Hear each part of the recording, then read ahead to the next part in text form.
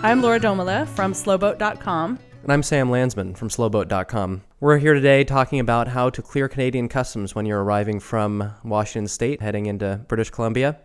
We're going to make a few assumptions as we go through this talk. We're going to assume that you're arriving from Washington State and that you're not using a CanPass or Nexus or similar trusted traveler program.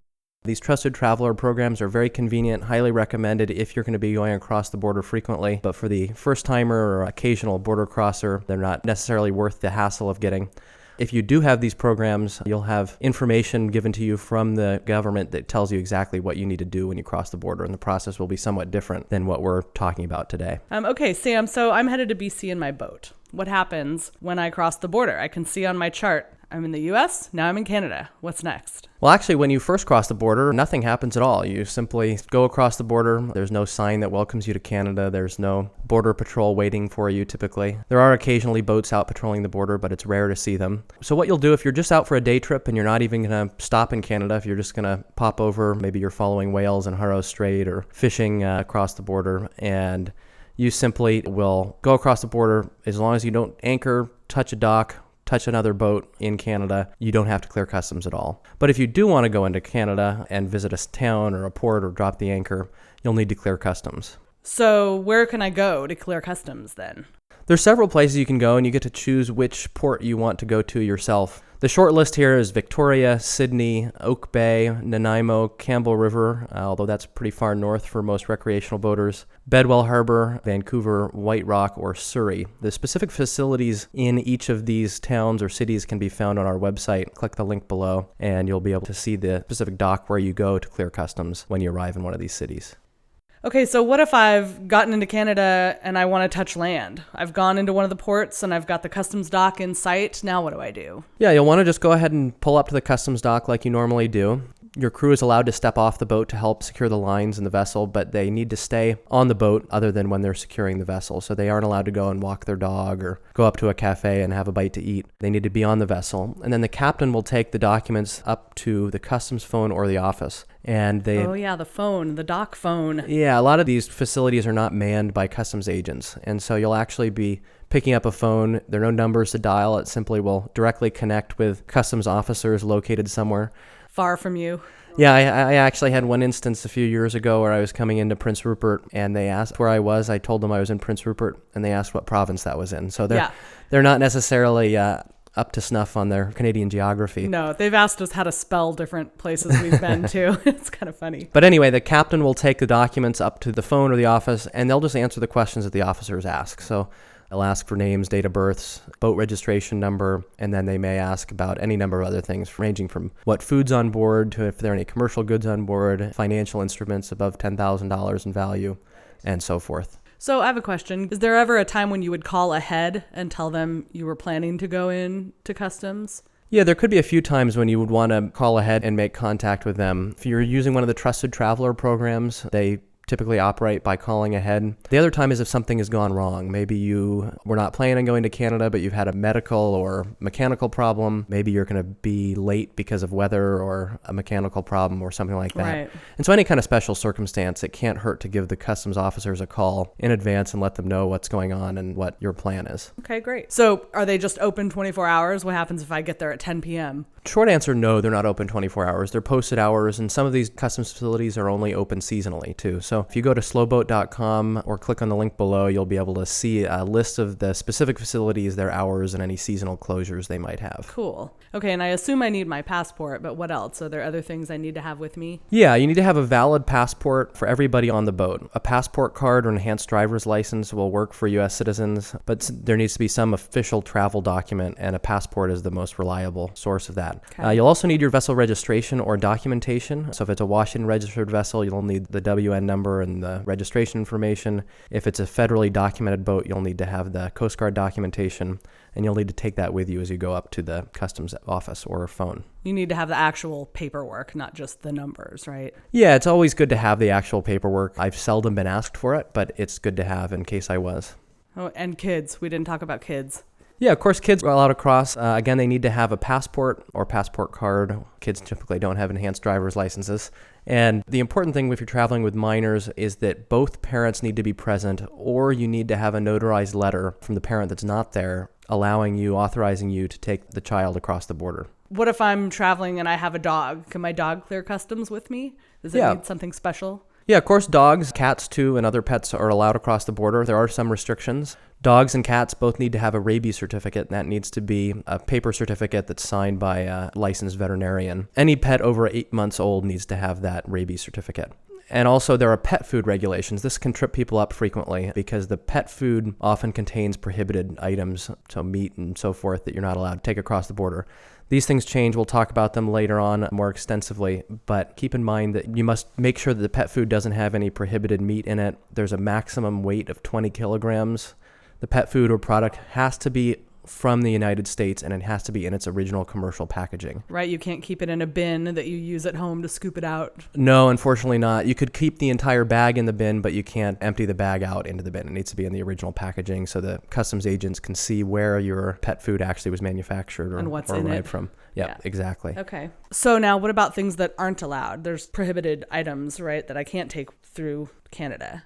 Absolutely. Canada has a little bit different attitude towards weapons than the United States. So switchblades, mace, pepper spray, handguns are all no-nos. Handguns in particular will draw the ire of customs officers in Canada. We hear a lot about pepper spray and bear spray, and bear spray is permitted, but pepper spray is not. So it has to be clearly labeled for bear use if you're going to be carrying that across the border. One more thing that trips some people up is a DUI conviction. Canada has a little bit different attitude towards DUI convictions, and they often will turn people away who have been convicted of DUI. So if you do have a DUI on your record, you'll need to talk with an immigration lawyer before you go, fill out some forms, and make sure it's all squared away before you leave home.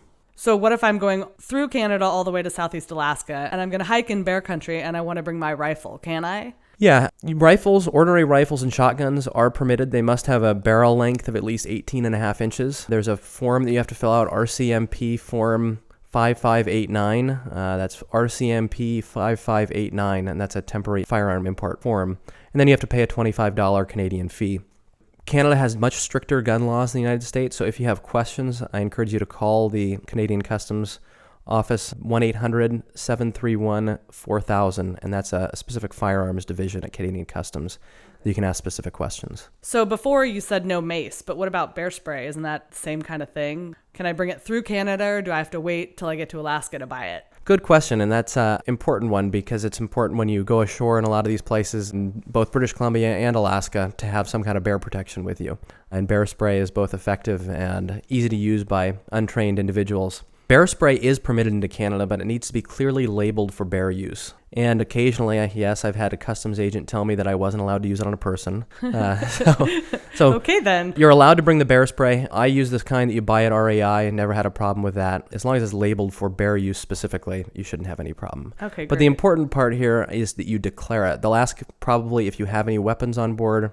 I always just tell them I have bear spray, it's labeled for bear use, and there are no more problems. Okay, cool. So let's talk a little bit about food. Last year, we couldn't bring anything that had anything to do with poultry through Canada. No chicken, no eggs, no duck.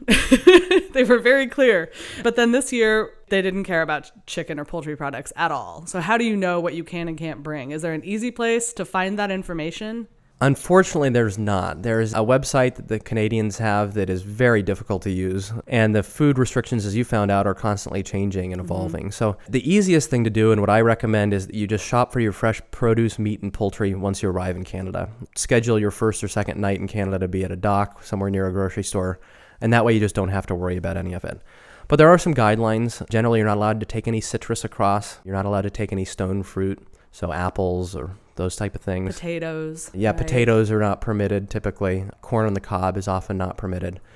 So there are a lot of restrictions. These restrictions are shifting nearly constantly, and it's easiest to do your shopping once you get to Canada. Good tip. Gotcha. Okay, so alcohol and tobacco products, aren't those also restricted?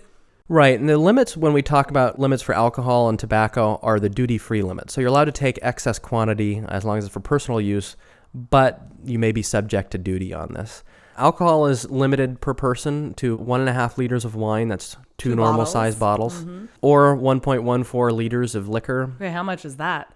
Well, a standard fifth is 750 milliliters, so you got about a fifth and a half of another fifth that you can take across. Or you can take 24 normal-sized cans or bottles of beer. These restrictions are per person of legal drinking age in British Columbia, which is 19. So you can't use your kids to smuggle across excess booze. So I know every time we've crossed, we've had more than the duty-free allowed.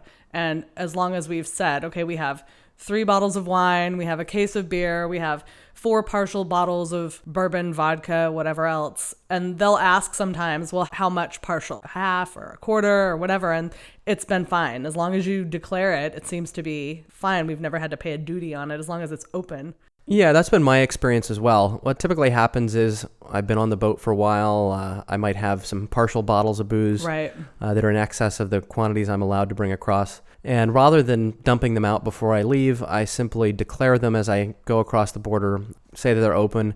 And every time the Canadian Customs officers have said, no worries, that's okay. It's ship stores. That's what I was just going to ask, if they called it ship stores. Yeah. Right? What they really don't want is you to be carrying booze across. They're going to be selling to Canadians, and so without paying the duty. And the other thing to remember is you're allowed to bring excess booze across. You just need to declare it and potentially pay duty. Right. I subscribe to a philosophy that I call if in doubt, declare. So if you have prohibited or excess items, you might be allowed to bring them in for free or without any trouble at all if you declare them. However, if they find undeclared items that are prohibited or excess on your boat, you're going to have a really bad day. They'll rifle through everything they can find and potentially We've seen that happen. It is not pleasant, and it doesn't leave a good taste in visitors' mouths. No. But it's easily preventable. I routinely have taken excess quantities of alcohol across the border. It helps if bottles of liquor are open and some of the bottle is consumed.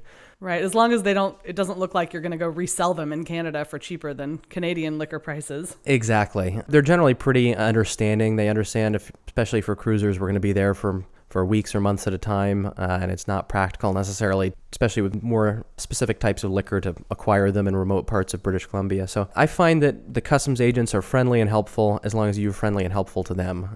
Don't try to deceive them. Don't try to trick them. Declare what you have and take your chances that way. The worst thing they'll do if you declare it is take it or make you pay a duty. If you don't declare it and they find it, they can halt your voyage. They can send you back to the United States. They can fine you and so forth. So if in doubt, declare your items. And it's a pretty hefty duty, right? If you have a $20 bottle of wine. Yeah, I don't know the exact percentages or fees, but it is a sizable duty. There's some alternatives. If you're heading up to Alaska, for instance, you might want to ship your expensive wine for the summer up to Alaska ahead of time so you don't have to carry it on the boat across the border. Or you might want to order wine directly into Canada. There are good wine stores in Ganges, for instance, in Sydney, where you can get wine from the United States shipped into. All right, and what about tobacco? Yeah, tobacco, unlike alcohol, tobacco is an and. So you can take 200 cigarettes and 50 cigars and 200 grams of manufactured tobacco and 200 tobacco sticks across the border. Again, those are per person legal age to consume tobacco in British Columbia, which again is 19. Okay, so I've got my bourbon, I've got my rifle, and they all seem to be cool with that. So then what? So you'll go up to the customs dock, talk on the phone, you'll answer the questions. My advice when you're answering questions is answer the question clearly and as concisely as possible. You don't need to volunteer extra information, but it makes you look nervous, right? Yeah, but you shouldn't deceive them either. So if they ask you about what beer you have on board, you don't need to tell them about all the other liquor, but if they ask you about liquor, it's good to be forthcoming. And then you'll simply follow their instructions. They'll tell you, welcome to Canada, or you need to wait for an agent to come down to the boat. When they tell you welcome to Canada, they'll give you a clearance number. You'll need to write that down and then post it into the dockside window for the duration of your stay in Canada. So anytime you're in Canada, you need to have that decal in your window. Yeah, you need to have that in your window. So do you also need to keep that like in your boat log so you have a record of your clearance number? Yeah, I think it's good to keep that written down somewhere safe. That way, if you lose that, if it blows away, if something happens, you have a record of what your clearance number is. Occasionally, they do walk marinas and check to see that boats have these clearance numbers displayed. So best have it on display and not get in any trouble. Cool. All right. So I've done that and I've gotten into Alaska and I'm coming south. Is the process going to be the same? I assume it's just a different port, right? Yeah, the process is basically the same coming south, except for the only place you can go is Prince Rupert. And Prince Rupert, you'll go there. It's actually a convenient stop for most people. It's a good distance from Ketchikan down to Prince Rupert, and it gives you an opportunity to reprovision the boat with any prohibited items. There's a Safeway and a Walmart. For the time that you'll be in Canada. Exactly. Yeah. Okay, great. Well, this is all really good information. Well, thanks so much. Happy to answer any questions you might have and comments that you post below. And thanks for joining us. To see more of our educational boating videos, subscribe to our Slowboat YouTube channel. If you're on Facebook, you can follow us at facebook.com/slowboatlife. We're also on Twitter and Instagram at slowboatlife. And of course, you can always find us on slowboat.com. Until next time, see you on the water.